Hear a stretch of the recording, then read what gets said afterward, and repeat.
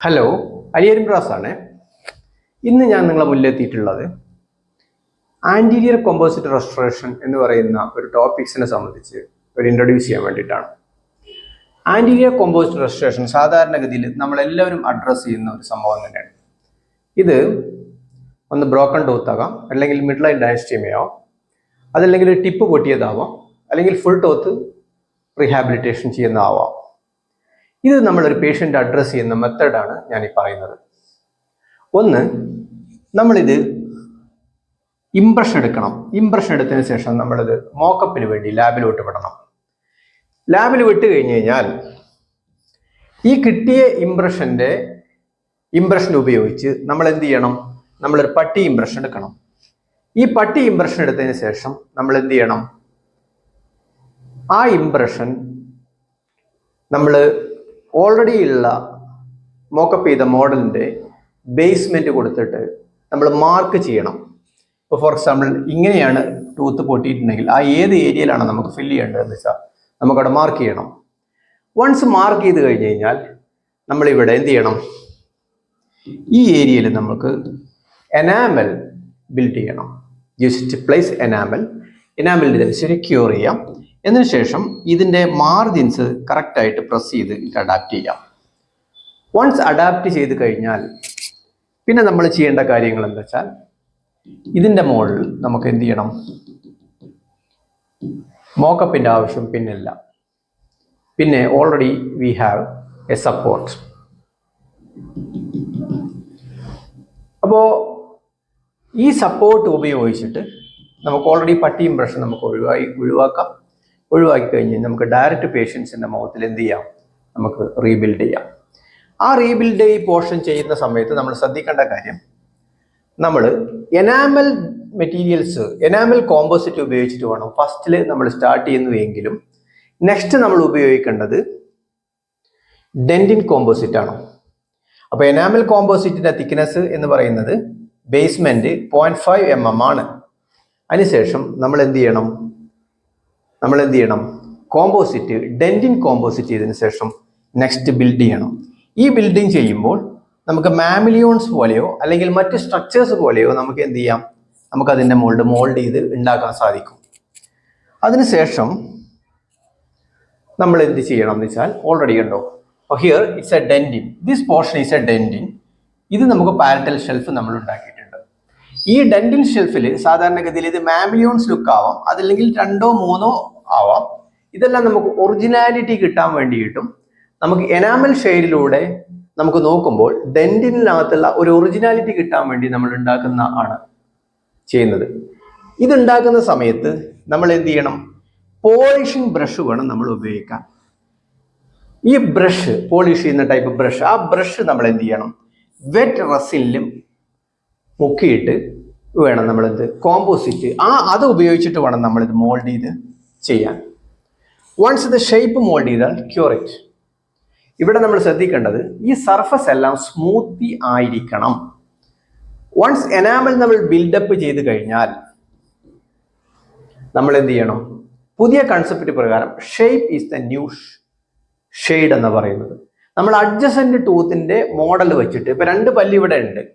ഒരു പല്ല് ഒറിജിനൽ പല്ലുണ്ട്, ഒരു പല്ല് ബ്രോക്കൺ ടൂത്തും ഉണ്ട്. ഈ ബ്രോക്കൺ ടൂത്ത് നമ്മൾ മേക്കപ്പ് ചെയ്യുമ്പോൾ അഡ്ജസന്റ് ടൂത്തിലെ അനാറ്റമിയാണ് നമ്മൾ റിഫ്ലക്ട് ചെയ്യേണ്ടത്. അല്ലാതെ നമുക്ക് തോന്നുന്ന രൂപത്തിൽ അഡ്ജസ്റ്റ്മെന്റ് ടൂത്തോ അല്ല നമ്മൾ കറക്ഷൻ ചെയ്യേണ്ടത്. അപ്പോൾ നമ്മൾ എന്ത് ചെയ്യണം? ഇതിനകത്ത് നമുക്ക് അടുത്ത models shape of the tooth shade എന്ന് പറയുന്നത് ന്യൂ കൺസെപ്റ്റ് പ്രകാരം അത് ഷേപ്പാണ്. Shape is the new shade. ഇനി ഇവിടെ നമ്മൾ ശ്രദ്ധിക്കേണ്ടത് വാല്യൂ എന്ന് പറയുന്ന ഹ്യൂ ക്രോമ വാല്യൂ എന്ന് പറയുമ്പോൾ നമുക്കറിയാം ഷെയ്ഡ് സെലക്ഷനിൽ ഏറ്റവും ഇമ്പോർട്ടൻ്റ് ഉള്ള 3 കണ്ടന്റ് ആണ്. ഇവിടെ നമ്മൾ കോൺസെൻട്രേറ്റ് ചെയ്യേണ്ടത് വാല്യൂ എന്ന് പറയുന്ന സംഭവത്തിലാണ്. എന്താണ് വാല്യൂ? വളരെ സിമ്പിളായിട്ട് മനസ്സിലാക്കി കഴിഞ്ഞാൽ പ്രായമായികളുടെ പല്ലിന്റെ വാല്യൂ കൂടുതലാണ്, ഇറ്റ്സ് മോർ ഡാർക്കർ. കുട്ടികളുടെ പല്ല് ലൈറ്റർ ആണ്, വാല്യൂ കുറവാണ്. കാരണം വൈറ്റിഷ് എത്രമാത്രം ആവുന്നോ അതിന്റെ വാല്യൂ കൂടുതലായിരിക്കും. ഡാർക്കറിന്റെ വാല്യൂ എന്തായിരിക്കും? കുറവായിരിക്കും. ഡാർക്കർ വാല്യൂ ലോ ആണ്, ഇതിന്റെ വാല്യൂ കൂടുതലാണ്. അപ്പൊ വാല്യൂ എന്ന് പറഞ്ഞാൽ എത്രമാത്രം വൈറ്റിഷ്നെസ് ഉണ്ട് അതാണ് നമ്മുടെ വാല്യൂ എന്ന് പറയുന്നത്. ഇതെന്തുകൊണ്ട് നമ്മൾ വാല്യൂ ഉണ്ടാക്കിയാൽ ഒരു മഞ്ഞ കളറോ അല്ലെങ്കിൽ വേറൊരു കളറോ തിരിച്ചറിയാൻ നമ്മൾ കണ്ണിനകത്ത് ഉപയോഗിക്കുന്ന ടിഷ്യൂ കോൺ എന്ന് പറയുന്നതാണ്. കോൺ എന്ന് പറയുന്ന റെറ്റിനയിലുള്ള സംഭവമാണ് നമ്മളെ കളർ ഡിറ്റക്ഷൻ ചെയ്യുന്നത്. അതിന് നമ്പർ കണ്ണിൽ വളരെ കുറവാണ്, പക്ഷെ ഏറ്റവും കൂടുതലുള്ളത് റോഡാണ്. ഈ റോഡ് എന്ന് പറയുന്നത് കൂടുതലായതുകൊണ്ട് വൈറ്റ് ആണോ ബ്ലാക്ക് ആണോ അറിയാനുള്ള കഴിവാണ് ഏതൊരാളുകൾക്കും കൂടുതൽ കളർ ഡിഫറൻഷിയേറ്റ് ചെയ്യാൻ അറിയുന്നതിൽ കൂടുതൽ. അതുകൊണ്ട് ലോകത്തിലെ കൂടുതൽ കാര്യങ്ങളും വൈറ്റ് ആയിട്ടും ബ്ലാക്ക് ആയിട്ടുമാണ് നമുക്ക് കാണുന്നത്. അതിന് ഏറ്റവും കൂടുതൽ റോഡ് എന്ന് പറയുന്ന റെറ്റിനയിൽ ഉപയോഗിക്കുന്ന ആ വിഷനാണ് നമുക്ക് ഉപയോഗപ്പെടുത്തുന്നത്. അടുത്ത എന്താണെന്ന് വെച്ച് കഴിഞ്ഞാൽ നമ്മൾ എന്താ വെച്ച് കഴിഞ്ഞാൽ വൺസ് ഫില്ല് ചെയ്തു, എനാമൽ ഉണ്ടാക്കി, അതിൻ്റെ പോലെ നമുക്ക് ഡെന്റിൻ ഉണ്ടാക്കി. ഡെന്റിൻ ഉണ്ടാക്കുന്ന സമയത്ത് എന്ത് ചെയ്യണം? എനാമൽ ഫില്ല് ചെയ്തതിന് ശേഷം നമ്മൾ ഇവിടെ മാട്രിക്സ് വെച്ചിട്ടൊരു ഷെൽഫ് ഉണ്ടാക്കുന്നു. ഈ ഷെൽഫ് നമ്മൾ എന്ത് ചെയ്യുന്നു? എത്ര തിക്നെസ് ആണ് നമുക്ക് എനാമൽ വേണ്ടു ആ തിക്നെസ്സിനനുസരിച്ച് ഷെൽഫ് വൺസ് ക്രിയേറ്റ് ചെയ്തതിന് ശേഷം പിന്നെ നമുക്ക് എന്ത് ചെയ്യും? മാട്രിക്സ് റിമൂവ് ചെയ്യുന്നു. എന്നതിന് ശേഷം നമുക്കിവിടെ 0.5 mm എനാമൽ നമുക്ക് ഉണ്ടാക്കുന്നു. ഇത്ര കഴിഞ്ഞ് കഴിഞ്ഞാൽ നമുക്ക് എന്ത് ചെയ്യും? കോമ്പോസിറ്റിന്റെ എന്ത് ചെയ്യും? ബിൽഡപ്പ് കഴിഞ്ഞു. അടുത്തതാണ് ഏറ്റവും പറ്റേണ്ട. അപ്പൊ പ്രൈമറി അനാറ്റമിയാണ് നമ്മൾ ഉണ്ടാക്കുന്നത് ഏതില്? പോളിഷിംഗ് ആസ്പെക്റ്റില്. അതിനകത്ത് ഫസ്റ്റ് നമുക്ക് ഉണ്ടാക്കുന്നത് ലൈൻ ആംഗിൾസ് ആണ്. 2 ലൈൻ ആംഗിൾ. എന്താണ് ലൈൻ ആംഗിൾ? അതായത് ഒരു സർഫസിനകത്ത് കോണ്ടൂർ ചെയ്യുന്ന ഭാഗം നമുക്ക് റിഫ്ലക്ട് ചെയ്യുന്ന ഭാഷമാണ് ലൈൻ ആംഗിൾ. ഇപ്പൊ ഇങ്ങനെയുള്ള ഒരു സംഭവത്തിനകത്ത് നമുക്ക് ഇങ്ങനെ കോണ്ടൂർ ചെയ്യണമെങ്കിൽ this is the line angle. കാരണം ഇങ്ങോട്ട് നമുക്ക് വിഷൻ കിട്ടുന്നില്ല, നമുക്ക് വിഷൻ കിട്ടുന്ന ഏരിയ ലൈൻ ആംഗിൾ അല്ല. അപ്പൊ ഈ പോർഷൻ എന്ത് ചെയ്യണം? നമുക്ക് ഈ ലൈൻ ആംഗിൾ ആണ് നമ്മൾ ഫസ്റ്റ് ഡ്രോ ചെയ്യേണ്ടത്. ഈ ലൈൻ ആംഗിളിന്റെ പുറകിലുള്ള വശം നമ്മൾ എന്ത് ചെയ്യണം? ഡിസ്ക് കൊണ്ട് നമ്മൾ റെഡ്യൂസ് ചെയ്യണം. ഇവിടെ ആ ഡിസ്ക് റിഡക്ഷൻ ചെയ്യലാണ് നമുക്ക് പ്രൈമറി ആയിട്ട് നമുക്ക് ചെയ്യാനുള്ളത്. അപ്പൊ ക്രിയേറ്റിംഗ് ദ ലൈൻ ആംഗിൾ ആണ് ഫസ്റ്റ് ചെയ്യേണ്ടത്. ഇനി ഇത് നെക്സ്റ്റ് പോകുന്നത് സെക്കൻഡറി അനാറ്റമി ഉണ്ടാക്കാവുന്നതാണ്. സെക്കൻഡറി അനാറ്റമി ഉണ്ടാക്കുന്നത് കൂടെ സെക്കൻഡറി അനാറ്റമി അഡ്ജസന്റ് ടൂത്തിൽ ഉണ്ട് എന്ന് നമ്മൾ ഉറപ്പുവരുത്തണം. അങ്ങനെ ഒരു വി ഷേപ്പ് നോച്ച് നമ്മൾ ഉണ്ടാക്കുന്നു. ഒന്ന് ചെറിയ നോച്ച്, ഒന്ന് വലിയ notch. Depends upon what's anatomy of the adjacent tooth. അത് കറക്റ്റ് ആയിട്ട് നമ്മൾ റിഫ്ലക്ട് ചെയ്യണം. പെരിക്കൈമേറ്റ എന്ന് പറയുന്ന ശരിക്ക് ഇങ്ങനെ വെർട്ടിക്കലുള്ള സെക്ഷൻസ് ഉണ്ടെങ്കിൽ നമുക്ക് എന്ത് ചെയ്യാം? We can draw perikymata. ഇത് നമുക്ക് വരച്ചെടുക്കാൻ നമുക്ക് സാധിക്കും ബറു കൊണ്ട്. ഇതിന് നമ്മൾ ഉദ്ദേശിക്കുന്നത്, ഇതിനെ ഉപയോഗിക്കുന്നത് നമുക്ക് ഫ്ലെയിം ഷേപ്പ് ബറാണ് നമ്മൾ ഇതിനു വേണ്ടി ഉപയോഗിക്കുന്നത്. നമുക്ക് വി ഷേപ്പ് നോച്ചും ഇത് ഉണ്ടാക്കാൻ വേണ്ടി നമുക്ക് ഉപയോഗിക്കുന്നത് ഏതാണ്? ഫ്ലെയിം ഷേപ്പ് ബർ. ഇനി നെക്സ്റ്റ് പറയുന്നത് പോളിഷിംഗ് ആണ്. പോളിഷിംഗ് എന്ന് പറയുന്ന സ്റ്റെപ്പ് വളരെ ഇമ്പോർട്ടൻ്റ് ആണ്. ഏറ്റവും കൂടുതൽ കോമ്പോസിറ്റിൽ ശ്രദ്ധിക്കേണ്ടത് ഒന്ന് ബോണ്ടിങ്ങും ഒന്ന് പോളിഷിങ്ങും ആണ്.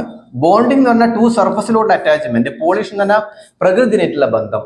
അപ്പൊ എത്രമാത്രം നമ്മൾ പോളിഷിംഗ് ഉണ്ടാവുന്നു അത്രമാത്രമാണ് റിസൾട്ടിന്റെ പെർഫെക്ഷൻ ഉണ്ടാവുക. ഈ പോളിഷിംഗ് നമുക്ക് ഒരു പ്രൈമറി പോളിഷിംഗ് എന്ന് പറയും. അതിന് നമുക്ക് എന്ത് ചെയ്യാം? അൾട്രാ പോളിഷിംഗ് എന്ന് പറഞ്ഞ 2 രൂപത്തിൽ നമുക്ക് തിരിക്കാം. ഈ പ്രൈമറി പോളിഷിംഗ് നമ്മൾ ഉപയോഗിക്കുന്നത് സ്പൈറൽസ് ആണ്.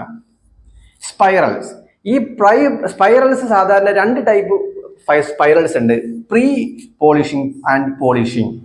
പോളിഷിംഗ് ചെയ്ത് തുടങ്ങുന്നതിന് മുമ്പ് ഉപയോഗിക്കുന്നതിന് പ്രീ പോളിഷിംഗ് എന്നും പോളിഷ് ചെയ്യാൻ ഉപയോഗിക്കുന്നതിന് പോളിഷിംഗ് എന്ന് പറയുന്നു. ഇതിന് നമ്മൾ എന്ത് ചെയ്യുന്നു? പോളിഷിംഗ് പേസ്റ്റ് ഉപയോഗിക്കുന്നു. Polishing paste. ഇനി നമ്മൾ അൾട്രാ പോളിഷിംഗിലോട്ട് പോകുന്നുണ്ടെങ്കിൽ ഹൈലി അട്രാക്റ്റീവ്, അതായത് വോ ഫാക്ടർ വളരെ നന്നായി എന്ന് പറയുന്ന ലെവലുണ്ടാണെങ്കിൽ നമ്മൾ ഇതിനകത്ത് അൾട്രാ പോളിഷിംഗ് ഉണ്ടാകണം. അതിന് നമുക്ക് എന്താണ്? Cotton buff and polishing paste. It's A compulsory. ഇത് രണ്ടും പറഞ്ഞാൽ the tooth will become very glossy and very shiny provided isolation. എന്തുകൊണ്ട് കോമ്പോസിറ്റിൽ ഐസൊലേഷൻ ഇമ്പോർട്ടൻ്റ് ആണ്? കാരണം നമ്മൾ ഉപയോഗിക്കുന്നത് ഹൈഡ്രോഫോബിക് മെറ്റീരിയൽസ് അല്ല, ഹൈഡ്രോഫിലിക് മെറ്റീരിയൽസ് ഉണ്ട്. വെള്ളം പറ്റില്ല, ഹൈഡ്രോഫിലിക് മെറ്റീരിയൽസ് ആണ്. ഹൈഡ്രോഫോബിക് മെറ്റീരിയൽസ് ആണ് നമ്മൾ ഉപയോഗിക്കുന്നത്. അപ്പോൾ ആ രണ്ടും സർഫസിൽ അതുപോലത്തെ വാട്ടർ കണ്ടന്റ് പറ്റാത്ത മെറ്റീരിയൽസ് ഉപയോഗിക്കുന്നതിന് ഐസൊലേഷൻ ഈസ് വെരി ഇമ്പോർട്ടൻറ്റ്. ഇവിടെയാണ് നമുക്ക് റബ്ബർ ഡാമിന്റെ ഇമ്പോർട്ടൻസ് വരുന്നത്. രണ്ടാമത്തത് പോളിഷിംഗ്. പോളിഷിംഗ് എന്ന് പറഞ്ഞാൽ എത്ര കണ്ട് പോളിഷ് ചെയ്യുന്നു അത്ര കണ്ടാണ് നമ്മൾ ടൂത്തിന്റെ ഫിനിഷിംഗ് നമുക്ക് വരുന്നത്. അപ്പോൾ നിങ്ങൾക്ക് ഉപകാരപ്പെട്ടെന്ന് വിചാരിക്കുന്നു. ഐ എം ഡോക്ടർ അരിയരും dental clinic, Melattur. Thank you all. ഇനി അടുത്തത് പോസ്റ്റീരിയർ കോമ്പോസിറ്റ് റെസ്റ്റോറേഷൻ എങ്ങനെ ചെയ്യാമെന്നും അതിൽ ശ്രദ്ധിക്കേണ്ട കാര്യങ്ങൾ അടുത്ത വീഡിയോയിൽ വരാം. Thank you all. എൻ്റെ റബ്ബർ ഡാം വീഡിയോ ഓൾറെഡി നിങ്ങൾക്ക് കാണാം, യൂട്യൂബിലുണ്ട്. നിങ്ങൾക്ക് ശ്രദ്ധിക്കുമെന്ന് വിചാരിക്കുന്നു. Thank you all. I am doctor Ali.